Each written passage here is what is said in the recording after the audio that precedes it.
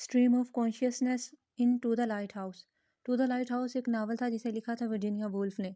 और stream of consciousness ऐसी technique होती है जो राइटर्स लोग यूज़ करते हैं अपने कैरेक्टर्स की इनर थाट्स को रिवील करने के लिए। वो क्या सोच रहे हैं, क्या उनके माइंड में चल रही हैं सोचें, कैसे चल रही हैं, इस चीज़ को वो अपनी स्टोरी में कैसे रिवील करते हैं, इसको बोलते हैं stream of consciousness. Virginia Woolf को इस टेक्निक का मास्टर माना जाता है। और सबसे पहले ये टेक्निक यूज़ की थी विलियम जेम्स ने अपनी बुक प्रिंसिपल्स ऑफ साइकोलॉजी में, जो पब्लिश हुई थी 1890 में। तो स्ट्रीम ऑफ कॉन्शियसनेस जो होती है, इसका बेसिक पर्पस क्या होता है, ये क्या चीज़ है। इस टेक्निक का बेसिक पर्पस होता है स्टडी ऑफ ह्यूमन साइकी। जो राइटर होता है वो इस टेक्निक के ज़रिए से अपने कैरेक्टर्स की साइकी को रिवील करता है कि उनके माइंड में क्या चल रहा है।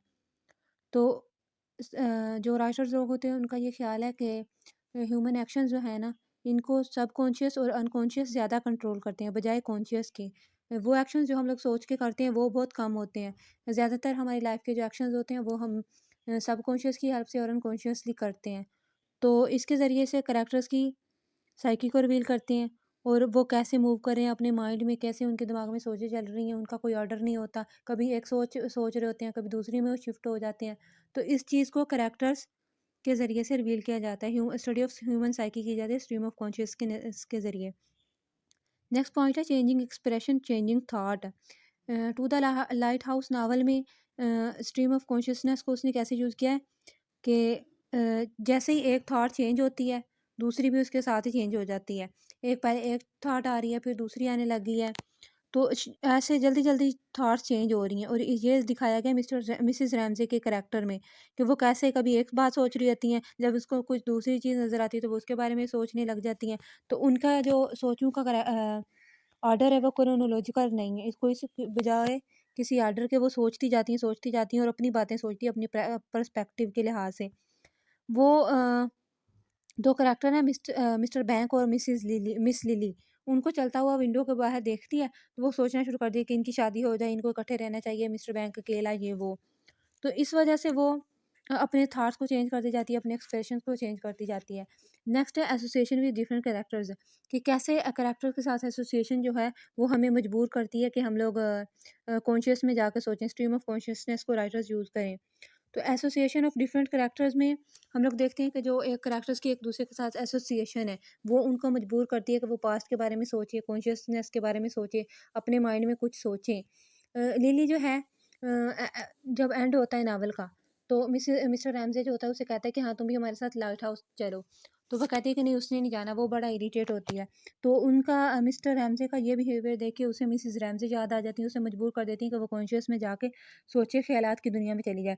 तो उसको मिसेस रैमज़े की बातें याद आती हैं और उनको वो सोच के और मिसेस रैमज़े की पेंटिंग कंप्लीट करना शुरू कर देती है।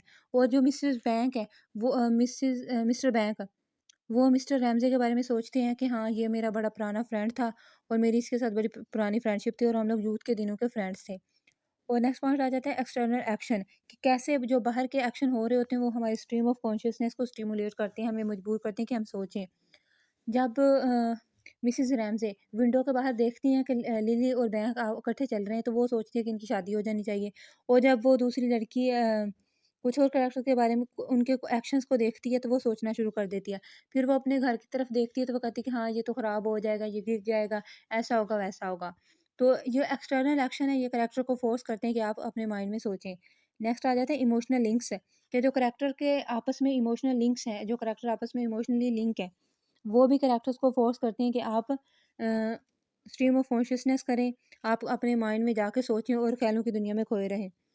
जब मिस्टर रैमज़े नावल के फर्स्ट पार्ट में कहता है कि हमने लाइट हाउस नहीं जाना, वेदर अच्छा नहीं है, तो उसका बेटा जो जेम्स होता है, उसे उस पे बड़ा गुस्सा आता है। उसका दिल करता है कि वो अपने बाप को किसी आले के साथ कत्ल कर दे, किसी उसके साथ कोई वेपन हो उसके पास और वो उससे उसकी मदद से कत्ल कर दे। तो उसके जो ये जो एसोसिएशन है उसकी वजह से उसकी माँ के साथ जो उनका लिंक है वो ज़्यादा हो जाता है, वो अपनी माँ से ज़्यादा अटैच हो जाते हैं। और उसकी माँ का और जेम्स का ये देख के लव देख के तो मिस्टर उसका फ्रेंड सोचता है कि दुनिया में तो कोई है ही नहीं, दुनिया में कोई फ़साद नहीं है, हर तरफ प्यार ही प्यार है। और माँ-बेटे का प्यार देख के वो बड़ा ही ना इम्प्रेस होता है। नेक्स्ट आ जाता है इंटीरियर मोनोलॉग। इंटीरियर मोनोलॉग होता है कैरेक्टर्स की इनर थॉट्स और उनके एक्शंस को रिवील करना। ड्रामेटिक मोनोलॉग ऐसी टेक्निक होती है जिसके ज़रिए से राइटर अपने कैरेक्टर्स के माइंड में क्या चल रहा है इस चीज़ को रिवील करता है। और स्ट्रीम ऑफ कॉन्शियसनेस से थोड़ा चेंज है कि स्ट्रीम ऑफ कॉन्शियसनेस में वो सारे के सारे जो उनके माइंड में सोचें चल रही हैं उनको अपनी स्टोरी का पार्ट बनाता है। और ड्रामेटिक मोनोलॉग में वो कहता है कि उनके माइंड में क्या चल रहा है बस इस चीज़ को सिंपली डिस्क्राइब कर देता है।